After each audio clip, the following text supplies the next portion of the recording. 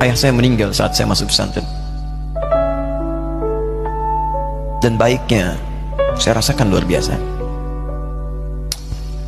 Beliau mengajar di musalla kecil dulu, sekarang jadi masjid. Itu saya selalu di bawah. Beliau mengajar, saya tidur. Sekarang gantian, saya mengajar, beliau tidur. Dan kadang di pangku, gendong sampai pulang. Saya pernah sengaja pura-pura tidur untuk ingin tahu apa yang dikerjakan ayah saya di jalan. Jaga betul supaya nggak bangun. Begitu saya disimpan di kasur dan bangun, diajak bercanda. Saya mau masuk pesantren, beliau nggak sempat ngantar. Saya bertemu, beliau menangis, peluk saya, minta maaf, nggak bisa ngantar ke pesantren. Saya belum mengerti apapun saat itu. Saya bertekad, insya Allah saya belajar dengan sungguh-sungguh. Sepekan 2 pekan saya dapat panggilan pulang. Saya tanya pada kakak saya yang ikut, sekarang ada di sini. Di mana ayah? Beliau nggak jawab. Sampai di Bandung, paman saya, beliau sekarang Sekom MUI Jawa Barat, langsung menyampaikan, nampaknya nggak akan terkejar sampai sana, mungkin sudah dimakamkan. Saya ngerti, paham saat itu bahwa beliau telah wafat.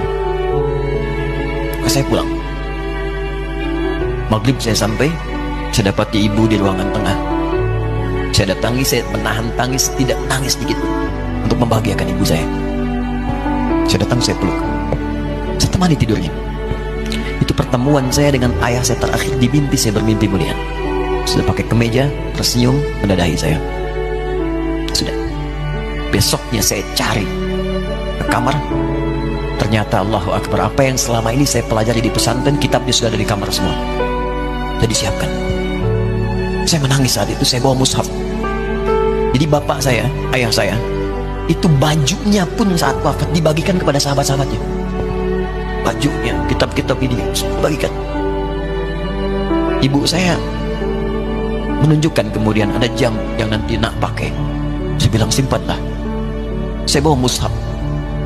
Dengan mushaf itu saya duduk di ruangan tengah, saya menghadap ke kiblat dan saya mohon kepada Allah, ya Allah, saya tak punya kemampuan lagi membahagiakan ayah saya saat hidup di dunia, tapi mohon jadikan setiap huruf dalam Al-Quran ini, ya Allah, pahalanya mengalir untuk ayah saya. Begitu saya bacakan saat itu, tak bisa saya berhenti, dan tiba-tiba langsung masuk ayatnya, artinya, posisinya, nomornya, tak pernah berhenti, masuk. Saya bertekad ingin berbuat baik. Puncaknya saya sekolah. Ibu, ya Allah, saya ingin berbakti pada ibunda saya. Anda tahu apa yang terjadi? Demi Allah saya katakan, ketika Anda bersabar, ibu saya, Bu, Pak, itu krisis 97, Pak. Waktu krisis saya masuk pesantren, saya diberikan sempurna bekal seperti anak-anak lain. Rupanya ibu saya sudah tanya kepada santi-santi, orang tuanya, berapa bekal Anda kasihkan? Dikasih yang paling tinggi itu dikasihkan pada kami tiap bulan. Saya terima. Satu kali libur saya pulang dari jauh, ibu saya tersenyum melihat sedang jemur pakaian, lihat saya. Begitu saya tiba, kaget saya. Ya kok pakaian ibu saya, pakaiannya nggak cocok dipakai gitu. Ini bukan pakaian ibu saya, kayak kain pel lah kalau sekarang. Saya masuk ke rumah, saya kejar, saya buka pakaiannya, lemari ini, saya nggak temukan sedikit pun. Saya kejar kakak saya, dia sudah siapkan makan. Kak perempuan kami yang kedua, mana pakaian ibu saya? Perhatikan jawabannya. Dia menangis saat itu. Dia bilang, mama itu telah menjual semua perhiasan dan pakaiannya untuk pendidikan kamu. Jual. Untuk kita, katanya. Jual. Dan bertahan dengan 150.000 per bulan saat krisis. Jadi rupanya ibu saya itu makan nasi sehari cuma sekali. Beliau mengajar. Di berangkat sekolah itu cuma makan pisang, minum kopi, makan nasinya malam. Saya bilang, ya Allah, saya akan ganti baju ibu saya dengan kain ihram dan saya gandeng tangannya di Masjidil Haram. Itu apa yang terjadi? Begitu saya kuliah di Libya, alhamdulillah, saya berangkat, saya mulai mengajar, saya serius belajar. Saat itu kemudian, Allah mulai berikan jalan. Saya ingin sungguh-sungguh. Malam saya bangun, saya sholat, saya belajar, saya menghafal Quran, saya belajar riwayat Quran. Sampai puncaknya tiba. Saya ditugaskan pemerintah Indonesia saat itu untuk jadi petugas haji di Mekah. Saya telepon ibu saya. Saya bilang, Ma, saya insya Allah akan haji 2010. Saya telepon Februari saat itu. Saya dengar suara, terbayang wajahnya indah, senyuman, bahagia. Alhamdulillah, nak. Kapan berangkat? Tahun ini insya Allah. Saya bilang, dan saya tidak akan pernah berangkat kecuali mama pun akan berangkat. Terdengar nada pesimis tapi senyum. Dari mana katanya? Allah akan kasih, saya bilang. Saya sedang bekerja berusaha karena Allah, mustahil Allah akan sia-siakan ini.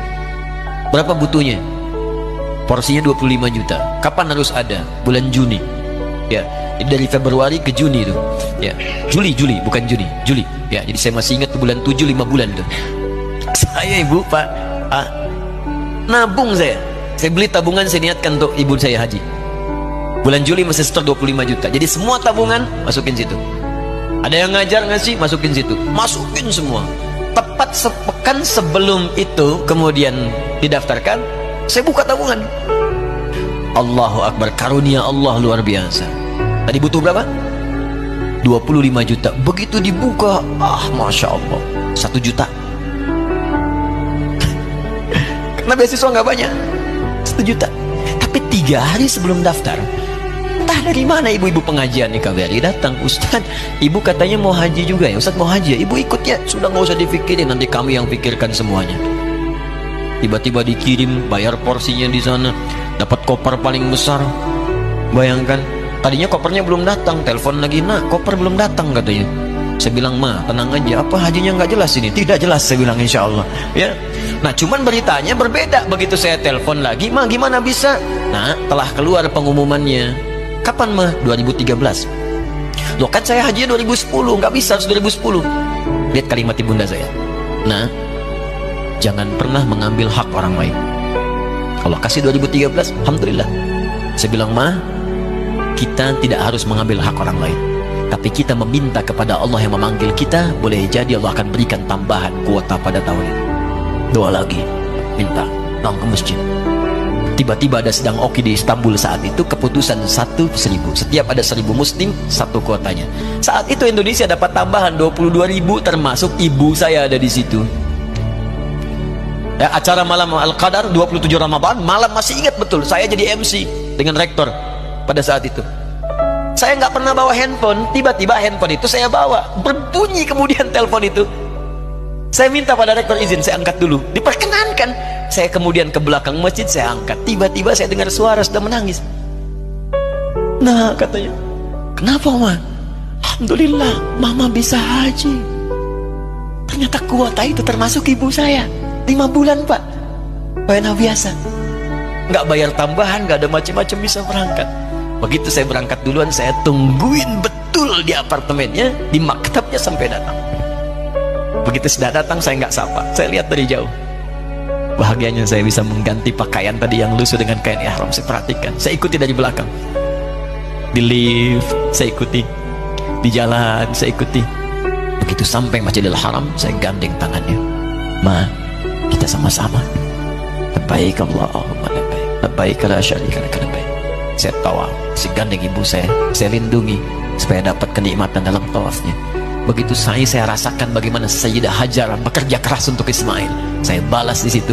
Saya gandeng tangan yang kanan. Saya minta pada Allah, muliakan ibu saya, Allah, muliakan ibu saya, muliakan. Berikan saya kesempatan membahagiakannya. Cuman yang kanan digandeng, yang kiri kosong. Kalau sudah tidak ada.